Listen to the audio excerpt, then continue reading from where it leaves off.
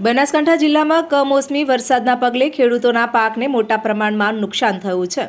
મગફળી, જુવાર, બાજરી સહિતના ચોમાસુ પાકોને નુકસાન થતાં ખેડૂતોની હાલત કફોડી બની છે।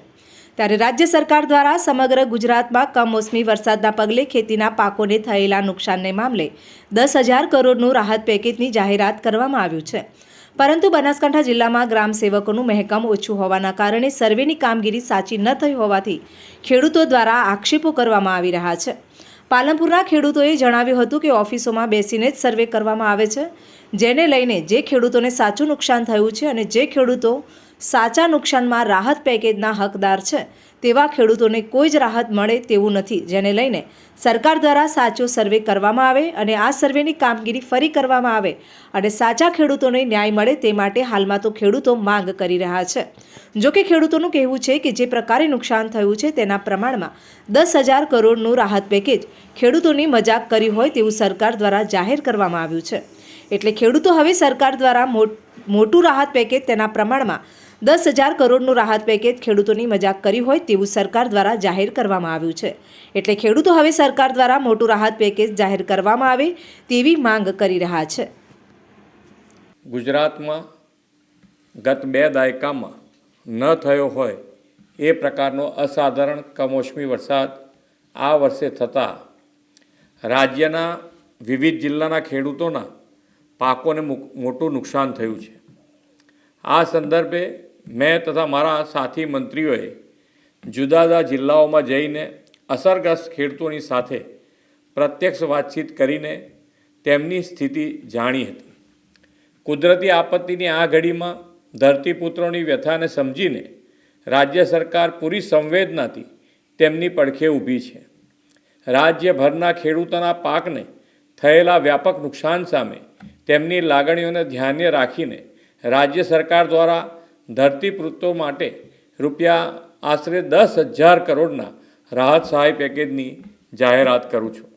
આ ઉપરાંત રાજ્ય સરકાર 9 નવેમ્બરથી ખેડૂતો પાસેથી ટેકાના ભાવે આશરે 15,000 કરોડથી વધુના મૂલ્યોની મગફળી, મગ, અડદ અને સોયાબીનની ખરીદી પણ કરવા જઈ રહી છે। અન્નદાતાઓની આર્થિક સુખાકારીની ચિંતા પોતાના માથે લઈને રાજ્ય સરકાર તેમની સહાયતા માટે હંમેશા પ્રતિબદ્ધ હતી, છે અને રહેશે તેવો વિશ્વાસ આપું છું। સરકારે 10,000 કરોડનું પેકેજ કર્યું છે। લોકોને એવું લાગતું છે કે ખેડૂતોને ખૂબ બધું મળી જવાનું છે અને ખેડૂતો સમૃદ્ધ થવાના છે, પણ સરકાર ઓકળાની માયાજાળમાં ખેડૂતોને અને લોકોને ભરમાવી રહી છે। છેલ્લા 6 મહિનાથી આ વિસ્તારમાં વરસાદ પડી રહ્યો છે। ઉનાળુ પાક પણ મગફળી અને બાજરી બંને નષ્ટ થયા હતા। સતત રજૂઆતો કરવા છતાં સર્વે કર્યું નહોતું। ચોમાસામાં પણ વાવ થરાદની સાથે સાથે આ વિસ્તારમાં પણ ખાસો એવો વરસાદ પડ્યો હતો। એ વર્ષે પણ ખૂબ મોટું નુકસાન હતું। આ સરકારે જે પેકેજ જાહેર કર્યું છે એને વ્યવસ્થિત રીતે બધાને ફાળવીને આપે તો સારું છે।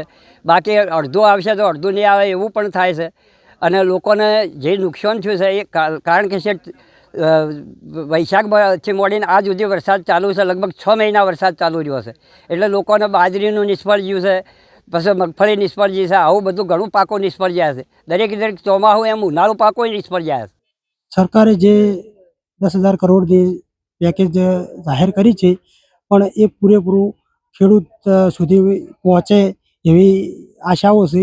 અને કારણ કે ખેડૂત ખેતી કરતો હોય, ખેતરમાં રહેતો હોય, ગરીબ હોય, અભણ હોય, એના સુધી કોઈ લાભ પહોંચતો નથી। અને ખેડૂતોની એક જ લાગણી છે કે અમારું સર્વે થાય અને અમારું જે નુકસાન થયું છે એ નુકસાનનું સરકાર વળતર આલે। અને ભાવ અત્યારે એક કટુ વાવેતર કરવું હોય તો 5,000 રૂપિયાનો ખર્ચો થાય છે, પણ પછી કમોસમી વરસાદના કારણે આજે ખેડૂત લાચાર બન્યો। ઘાસચારો બધું નુકસાનમાં ખેડૂત આજે લાચાર છે। સરકાર જોડે એક જ માંગણી છે કે એમને પૂરેપૂરા ભાવ મળે અને આ જે તે પેકેજ મંજૂર સરકારે કર્યું છે એ ખેડૂત સુધી પહોંચે। આ પેકેજ ખેડૂત સુધી પહોંચે અને ભાવ પણ સુધરે તો ખેડૂત ખુશ।